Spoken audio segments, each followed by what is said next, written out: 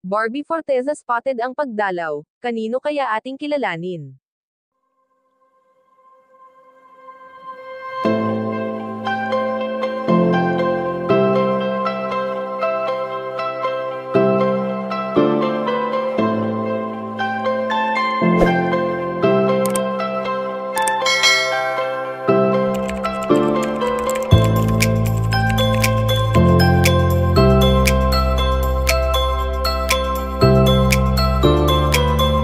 Alam naman natin na nasa healing process pa rin magpasa hanggang ngayon ang dalagang si Barbie Forteza na kamakailan lang nang inanunsyo nito sa publiko ang paghihiwalay nila ng matagal niyang naging kasintahan na si Jack Roberto.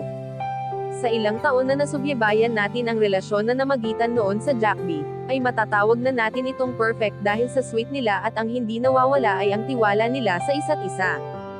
Ngunit ang lahat ng saya na naramdaman ni Jack Roberto at Barbie Forteza sa isa't isa noon ay tila ba alaala na lamang sa ating isipan, dahil sa hindi maipaliwanag na tunay na dahilan ng kanilang paghihiwalay.